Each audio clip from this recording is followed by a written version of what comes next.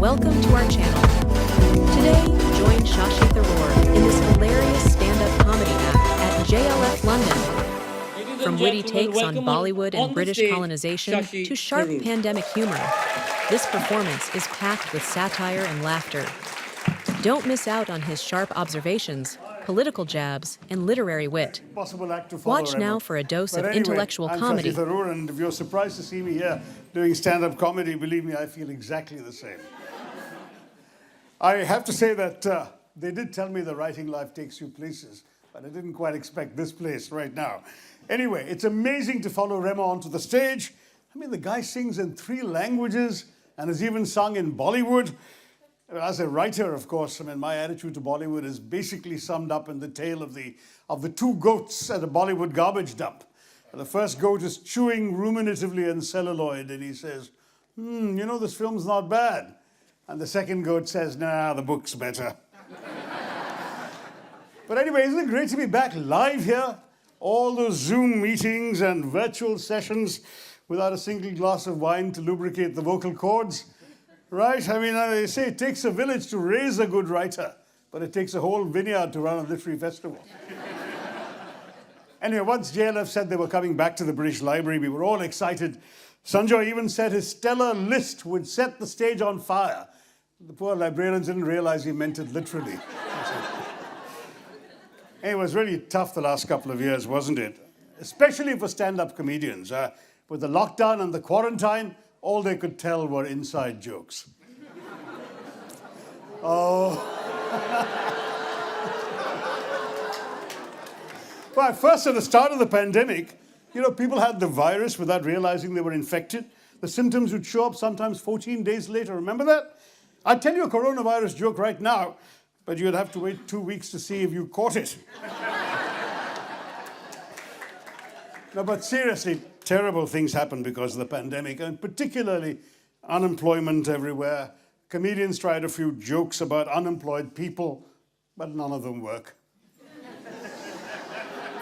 That's why they called it a pandemic. All right, raise your hands, those of you who actually got COVID. COVID, my gosh. Welcome to the club. Okay, did you know that the full name of COVID-19 is actually COVID-19? It was the novel coronavirus pandemic of 2019. And someone asked, why did they call it the novel coronavirus? Well, because it's a long story.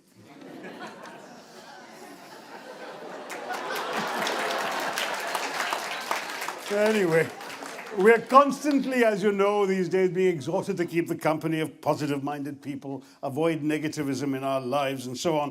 Of course, the pandemic era was not the time to be surrounding yourself with positive people. But you know those positive-thinking, forward-looking, motivational speakers who ask you to visualize where you'll be, imagine where you'll be 5 years from now? Have you been to courses that tell you to do that? How many of them do you think were saying, boy, we got that right in 2015? The first challenge in India, of course, was social distancing. That was essential. They say when people are in close proximity to each other, they spread the virus more easily. In fact, experts say that the spread of COVID-19 depends on 2 factors. 1, how dense the population is. 2, how dense the population is. And we Indians are pretty dense in both senses of the term.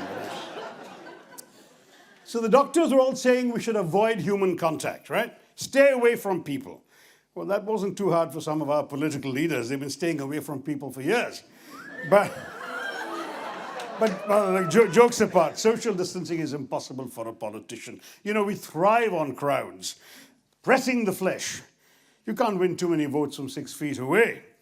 In India, though politics as usual was suspended in the streets, our protests, our dharnas, our satyagrahas all continued online. They took place virtually.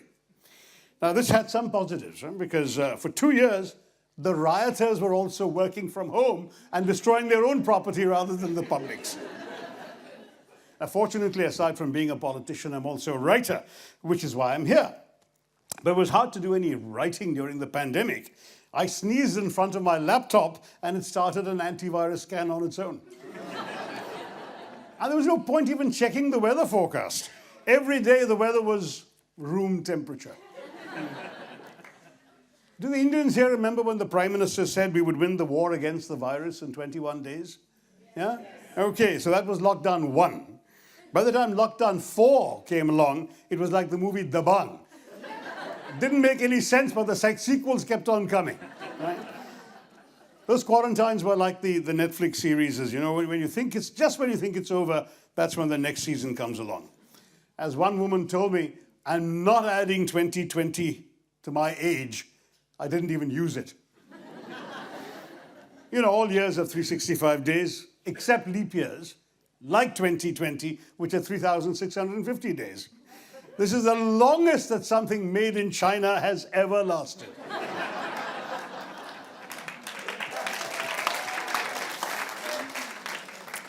Those were tough times with the lockdowns, the masks, everything shut down.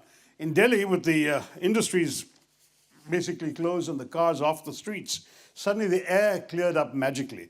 And some of us saw the sky and the clouds for the first time in 30 years. But it was just when the air was breathable at last and clear that people had to go around wearing masks. Ah, those masks. Can you recall there used to be a time when people freaked out if you walked into a bank wearing a mask? Now they freak out if you walk into a bank not wearing a mask. Right? Anyway, I mean, all this has led to some piquant situations. I heard the one about a blonde who became pregnant during the pandemic. And when a friend asked her who the father was, she replied, I don't know, I can't recognize him without his mask. Now, mind you, some people saw some positives in all this. There's an impecunious writer at JLF who rejoiced that when he went to the supermarket, 2 people that he owed money to didn't recognize him. Anyway, people were told to stay at home so the authorities could flatten the curve. But with nothing to do but make periodic trips to the kitchen and the fridge, I can tell you people weren't flattening the curve, they were fattening their curves. And I'm not talking about William Dalrymple, okay? In fact, where is...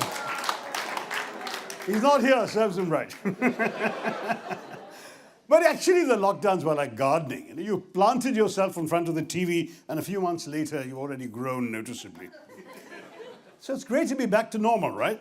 No masks or social distancing. But keep your fingers crossed when you say that, because in India, we believe in reincarnation, even for viruses. Actually, back home, the restaurants that didn't, unfortunately, go bankrupt and close down or whatever are now reopening. But even they've become philosophical. Have you heard about the new restaurant in Rishikesh called Karma? There's no menu. You get what you deserve.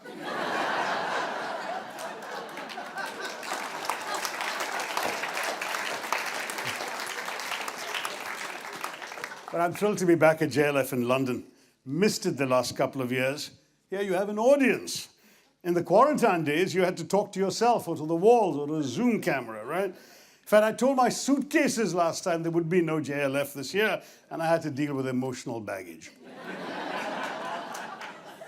So for all those who've come here just for the festival, when the festival is over, will you make the time to visit London? You know, do some proper tourism? I'd recommend the museums, or as we call them in India, the chor bazaars.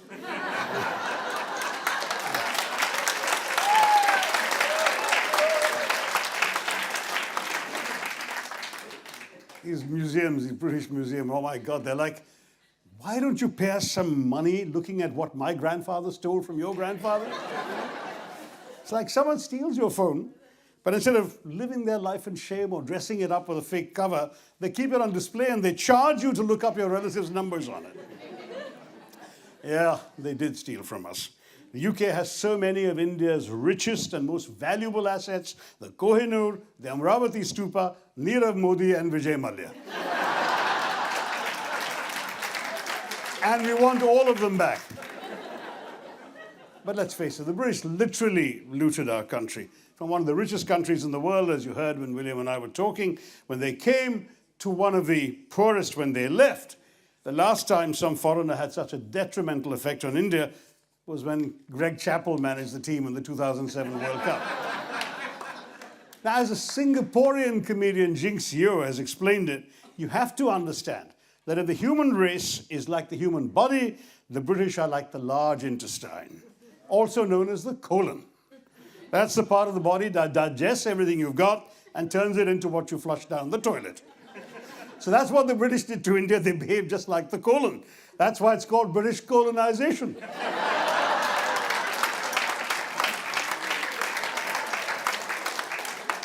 I think when Jinxio told this joke, somebody got so offended. He said, listen, you took our land, you could at least take a joke. At least the land wasn't given willingly.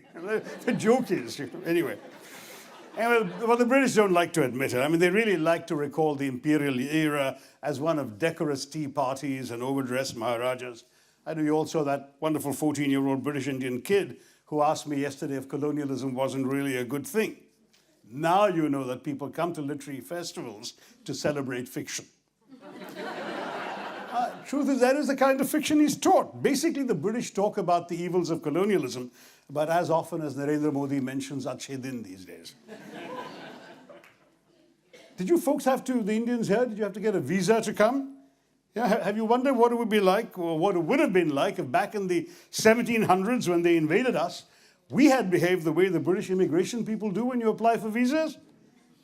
What's the purpose of your visit? Ah, loot and plunder, is it? All right. Please deposit the visa fee there, £45 trillion. Or, how long do you plan to stay? Oh, you don't know? I'm afraid it will take some time to process your application in that case. Come back in 200 years. So some Angrez comes to the Grand Trunk Road and says to a poor Indian, where does this road go? And the Indian replies, the road stays, you go.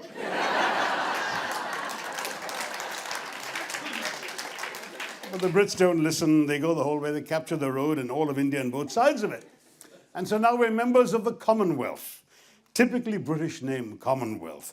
They had all the wealth, and we were left to be the commoners. And some of you know I made that Oxford speech about reparations. But frankly, the Brits aren't going to give us a penny. So I say to the Brits here, at this point, all we can do is ask for an apology. Because honestly, there is nothing else you can give us. You gave the railways, we put the people in them. And the Wi-Fi. Now, Wi-Fi on our train, of course, is like the officials who install them. They're there, but they don't actually work. Anyway, you gave us cricket, we made the better team. You gave us the English language, I took it back.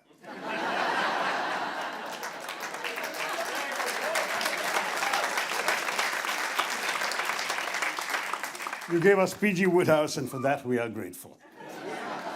You gave us tea, we made it better. Tried masala chai, but that led to a chai wala, so maybe I'm not so sure.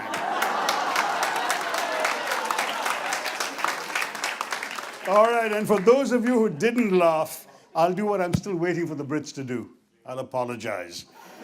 If you didn't like it, react to me the way that Mr. Modi does. You can blame it all on Nehru. As Remo says, ya ya, maya ya. Take care.